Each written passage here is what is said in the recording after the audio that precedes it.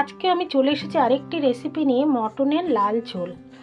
গরম ভাতের সাথে অসাধারণ লাগে খেতে, রুটি পরোটার সাথেও দারুণ লাগে। এই রেসিপিটা দেখতে হলে আমার সঙ্গে থাকতে হবে আর পুরো ভিডিওটা দেখতে হবে। পুরো ভিডিওটা না দেখলে স্পেশাল মশলাটা কি সেটা কিন্তু জানতে পারবেন না। পুরনো বন্ধুদের জন্য অনেক অনেক ভালোবাসা, নতুন বন্ধুরা আমার সঙ্গে জুড়ে থাকুন, বেল আইকনটা প্রেস করে দিন আর ভিডিও রিলেটেড কমেন্ট করুন। তাহলে চলুন রেসিপিটা দেখে নেবেন। চৈতালি রান্নাঘরে স্বাগত। আজকেও চলে এসেছি আরেকটি রেসিপি নিয়ে, মটনের লাল ঝোল। এখানে 400 গ্রাম মটন রেখেছি, ধুয়ে পরিষ্কার করে রান্নাটি করব। যা যা উপকরণ লাগবে সমস্ত আমি দেখিয়ে দেবো। তাহলে চলুন কিভাবে হচ্ছে দেখে নেবেন। এখন আমি কুকারে মাংসটা দিয়ে দিচ্ছি আর এখন হলুদ আর নুন দিয়ে দেবো একটুখানি, দিয়ে আমি 4টে মতো সিটি দিয়ে নেব। আঁচ সেদ্ধ করে নেব মাংসটা, তারপরে মাংসটা তাহলে তাড়াতাড়ি সিদ্ধ হয়ে যাবে কষতে কষতে। এখন আমি পরিমাণ মতো তেল দিয়ে দিচ্ছি, আলুগুলো ভেজে নেব।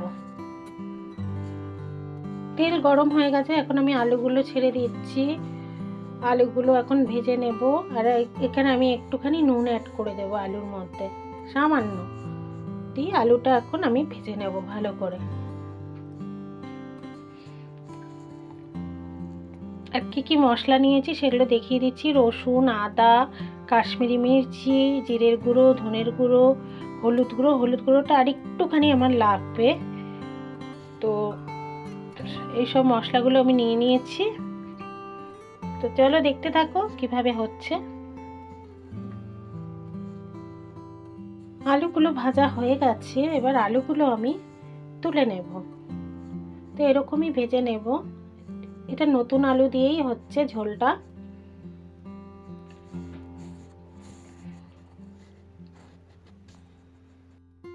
আর একটু তেল অ্যাড করে দিচ্ছি এখানে, সামান্যই, তো তেল অনেকটা আছে, আর একটুখানি দিয়ে দিলাম।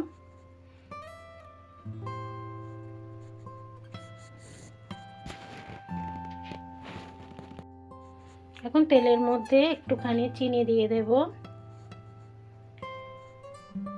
চিনিটা দিলে কিন্তু ঝোলের কালারটা ভীষণই সুন্দর হয়। আর এখন দিয়ে দেবো হচ্ছে 3টে এলাচ, একটা দারচিনি, আর একটা তেজপাতা, আর একটা শুকনো লঙ্কা।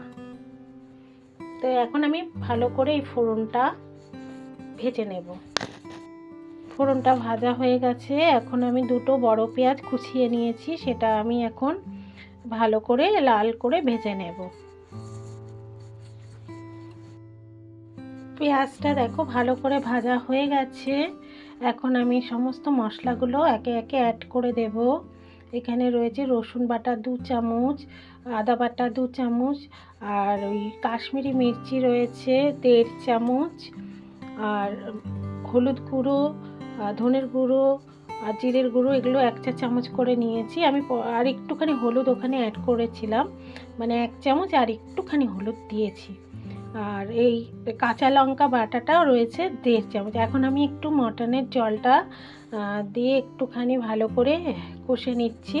আর 1.5 চামচ কাঁচা লঙ্কা বাটাটা দিলাম যাতে পুড়ে না লাগে মশলাটা।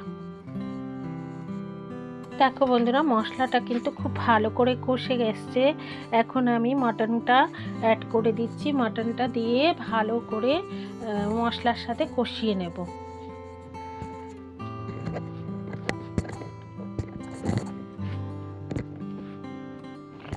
ভালো করে কষিয়ে নিতে হবে, যত কষবে তত রান্নার।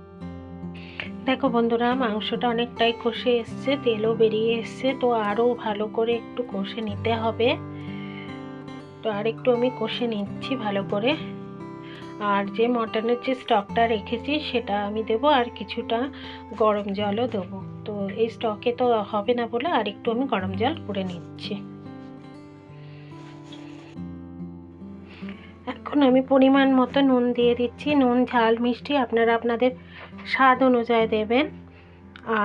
আর দিয়ে দেবো হচ্ছে 2 চামচ মতো আমি টক দই রেখেছি, সেই টক দইটা ফেটিয়ে রেখেছি, সেটা এখন আমি দিয়ে দিচ্ছি।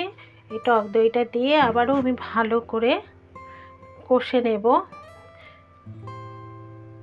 আর বাটি ধুয়ে জলটাও আমি একটু ঢেলে দিলাম। দিয়ে আবারও ভালো করে আমি মিলিয়ে নিচ্ছি টক দইটা। একবার এই প্রসেসে বানিয়ে দেখবেন বন্ধুরা, খেতে দারুণ লাগবে। আর দিয়ে দেবো হচ্ছে এখন আলুগুলো দিয়েও এখন আমি ভালো করে মিলিয়ে নেব।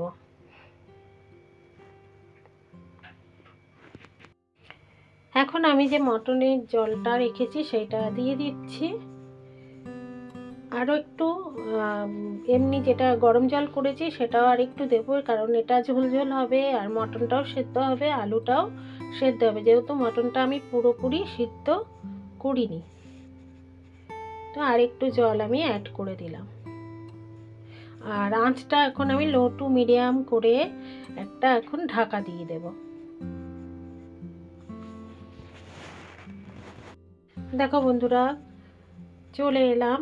তো একটুখানি সময় নিয়েই এসেছি, কারণ মাংস আলু সেদ্ধ হতে তো সময় লাগে, এই জন্য। তো এখন আমি দেখে নেবো মাংস আলুটা সেদ্ধ হয়েছে কিনা।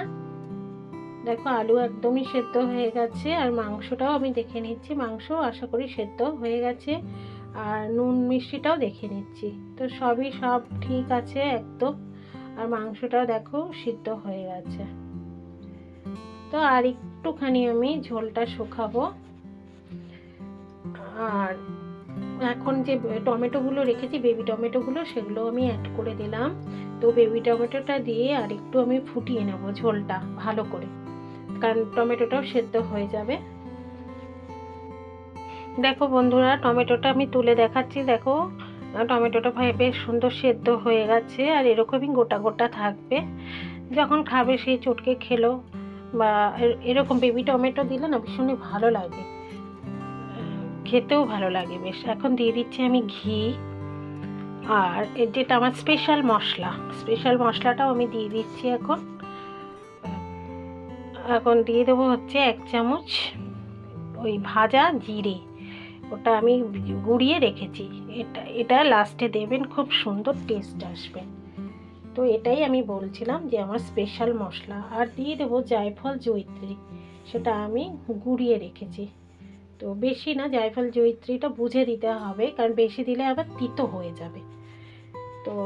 তো অলমোস্ট আমার রান্নাটা হওয়ার দিকে হয়ে এসছে। তো আমি এরকমই ঝোলঝোলই রাখবো মাংসটা। আর একটু জাস্ট ফোটাবো, ফুটিয়ে নামিয়ে দেব। তো অলমোস্ট ডান রান্নাটা। তো এখন আমি লাস্টে গরম মশলা দিয়ে নামিয়ে দিচ্ছি, একটুখানি ফুটিয়ে নামিয়ে দেব। নামিয়ে সার্ভ করে দেখাবো। মটনের লাল ঝোল রেডি। আপনাদের যদি রেসিপিটা ভালো লেগে থাকে তাহলে লাইক, কমেন্ট, শেয়ার আর আমার সঙ্গে জুড়ে থাকুন। বেল আইকনটা প্রেস করে দিন, আমি যখনই রান্না দেবো নোটিফিকেশন পেয়ে যাবেন। ধন্যবাদ।